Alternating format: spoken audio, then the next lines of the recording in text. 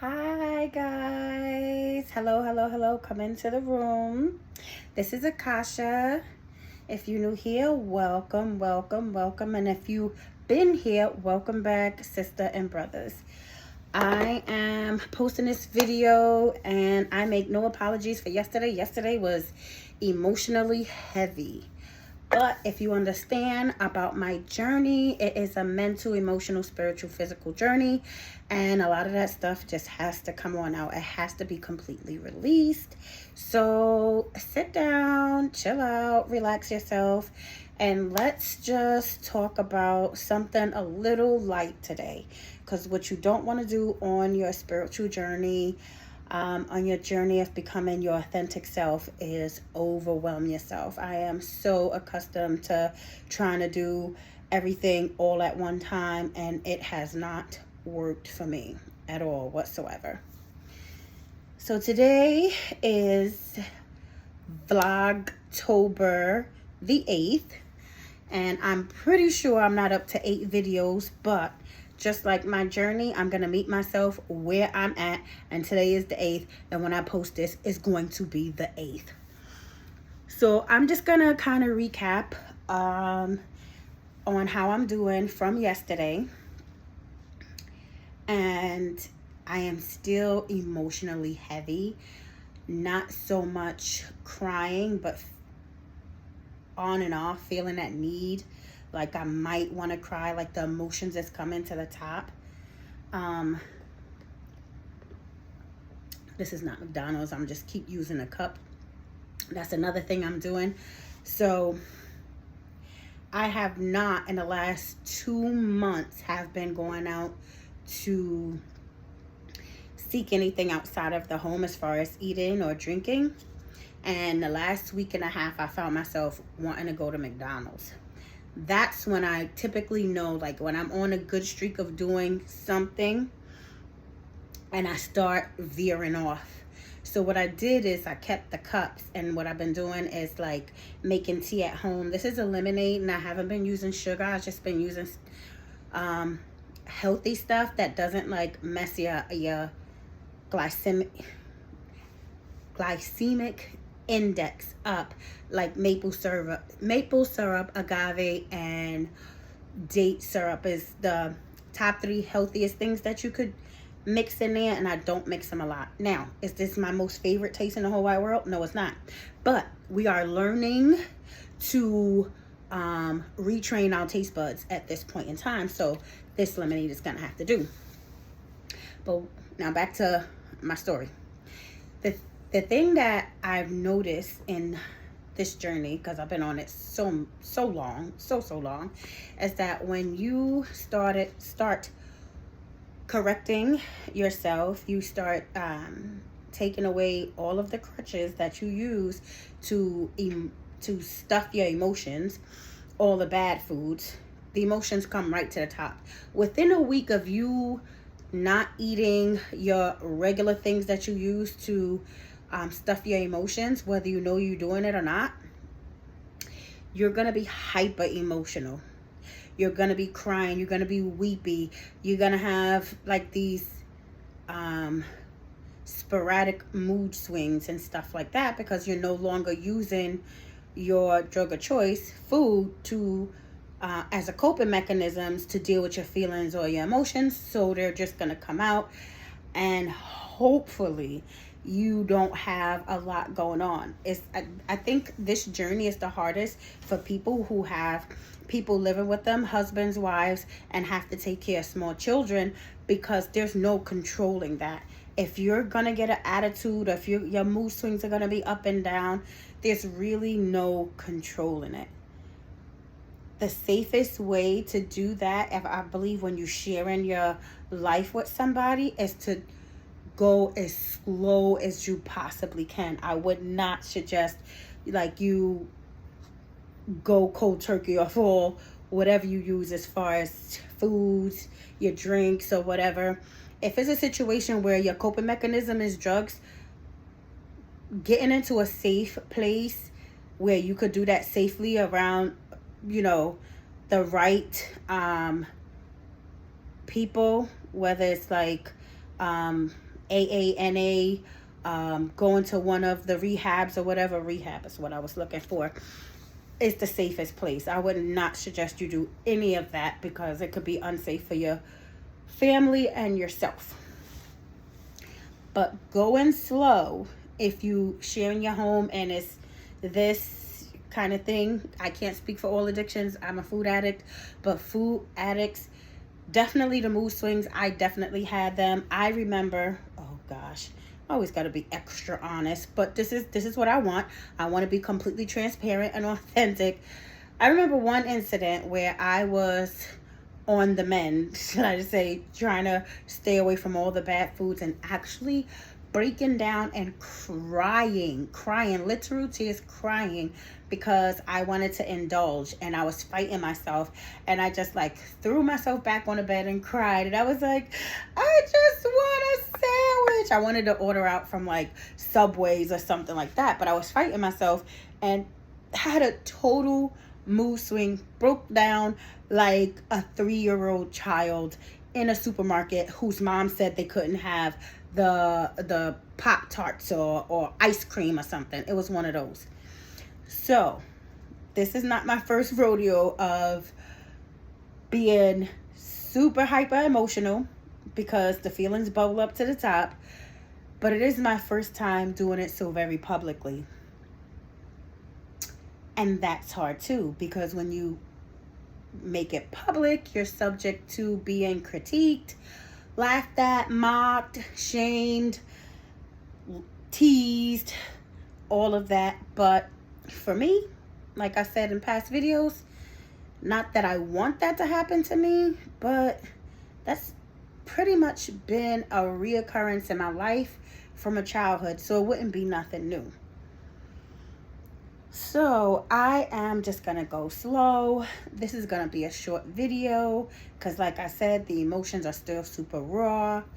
I was feeling hyper emotional today, not crying and weepy like yesterday, but definitely still really sad. And I'm trying my best not to give in to the emotions of wanting to stuff, ordering food or whatever, because I have been doing so good. In the last 2 months, I believe I ate out one time.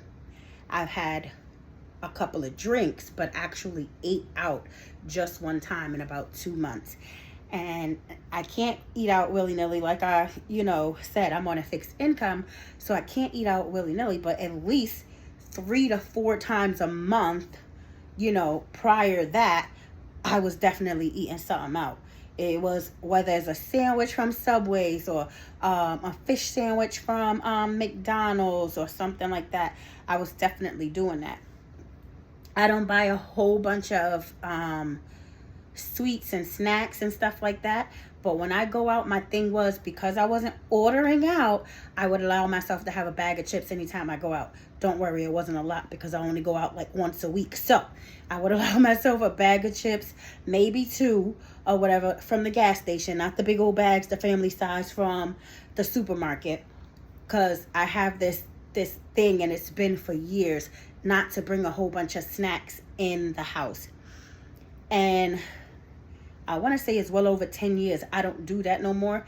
I used to have a snack cabinet, a cabinet in the kitchen that was just for the snacks.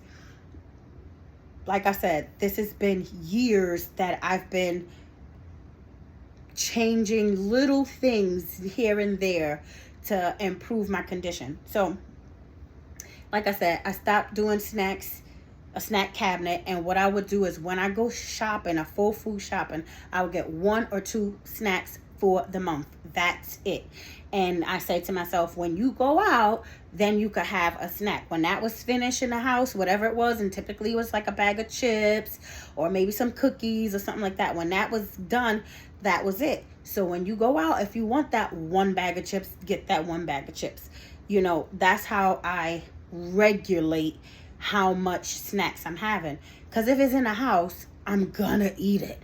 It's just what it is. So I tend not to buy that stuff in the house. Same thing with drinks. Before, I used to go through a gallon of orange juice in a day. From the time I got up in the morning to the time I went to sleep, that gallon would be gone. I don't do that no more. So what I do for the month, and sometimes I skip months, I'll buy 1 or 2 cranberry juices. I dilute them, and that's it for the month. I'm not getting no more. If I want something while I'm out, like when you at the checkout and they have like the little teas or whatever in that little refrigerator section, I'll get a tea. But having a whole, that was another thing I brought, and a bunch of my empty calories came from there, of just drinking whatever I wanted. So now I'm super mindful. This is my drink of choice right now. I love this. I just ordered 2 cases, so I have to wait for them to come in. But it's just Mountain Valley spring water. I prefer it. I try my best on a fixed income to get the most healthiest thing that I can in my budget. And this is super expensive, but it's the best water. It's in a bottle. It's you know, no plastic, no BPA, no crazy crap. And all the other waters that I was trying that was in plastic and very costly, come to find out, it leaches plastic because it sits in plastic, and it is an undetermined amount of time it's sitting in there. So you're still getting, you know, all those plastics in your system, which when that happens is kind of counterproductive, because all of those poisons and toxins actually it impedes with your weight loss. So yeah, that part. So if I could afford, I would at least get one of these, like 1 case a week, because 12 come in a box, and supplement with like maybe a coconut water or something that's super duper hydrating. Water is well, that's another conversation for another day, about how hydrating water is in comparison to coconut water or actually juicing or whatever. Is a whole different thing. If you want great information about that, I would suggest HHA, what is it, that's the acronym, and I've been watching them for years. There's another YouTube channel that I love, what what's his name, Chris James. Oh my gosh, healthy alternative. So I would suggest that you go over there and watch that. Like I said, the people that I love to watch that promotes complete plant-based diets is Yaki Awakening, Chris from Healthy Alternative, and Dr. Bobby Price.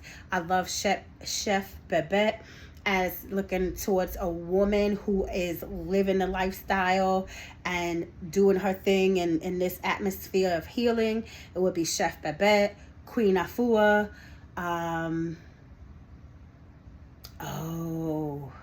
Ernestine Shepherd. She is the oldest Black woman bodybuilder, and I look to those examples and women to, and there's a few more women of color. Like I said, I tend to stay within the range of who I am, and I'm sure there's other nationalities out there doing their thing, but I need to be realistic for who I am as a Black woman. I don't know what it's like to present in any other skin or any other life but who I am. So with all of that being said, I'm just encouraging each and every one of you to show up for yourself wholeheartedly, honestly, authentically, and show up every single day. It was even hard for me to even turn on this camera and do this video. I just wanted to go lay down. I just wanted to kind of relax or whatever. I've been feeling emotionally heavy. I mean, to the point where I'm starting to feel, not like, it's not pain, but like my body just feels like heavy with emotion. Like really stuffy and like cloudy in my head. And I know this is something I have to go through. This is something that I have to be consistent with, because that is my ultimate weakness. That's the downfall of each and every time and I don't want to say failures, but my slip ups, I want to say, because I want to be gentle in the way I'm talking to myself. So like every slip up is me not being consistent and me not having no discipline. I don't want to say no discipline. Me having the lack of discipline, I want to say. I'm trying to be gentle in the way I talk because I'm very brutal and violent and harmful in my thoughts about myself. And you have to be very, very careful with that, because the more you are harsh and harmful with yourself, the more you're going to continue in your behavior of self-destruction.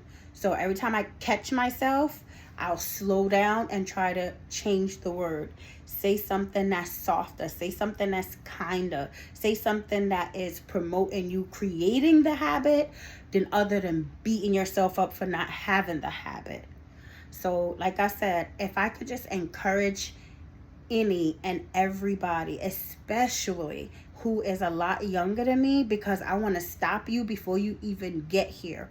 There's no such thing as it's going to be different for you. It's just like the people who use any drugs that feel like they could control that habit. There's no such thing as controlling the habit. Self-destruction is self-destruction. Being out of control is being out of control. Having like that addictive personality is just having that addictive personality. Can you overcome that? Yes, you can, but you have to put in the work.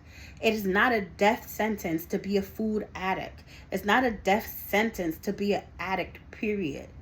But you have to want to do the work to get to the other side. I have put it off long enough, and there's no magic pill. They're coming out with all sorts of shots, pills, potions, and everything else. But all it is it's like a glamour shot. It'll help for a little while, but if you do not deal with those issues, they're going to be there when those shots are not there, when those pills are not there. I've had the gastric bypass. It plateaued, and it still doesn't work if you do not work it. It don't work if you do not fix your relationship with food. 80 to 90% of people that have those surgeries, they gain them back, and they have multiple surgeries. I did not want to do that. Is there anything wrong with that? If that's what you feel like you need to do for you, I would soul search and do the things you need to do for you. But if you don't fix the issues and the problems that caused it, get to the root cause, it's always going to be there, and it's going to haunt you every single time you put down that cake, that cookie, that pie, that drink. Every single time it's going to be there. So it's better to seek the true healing. Show up, show out for yourself so you could be the best version of yourself for everyone around you. I'll be back tomorrow. Love you. Bye.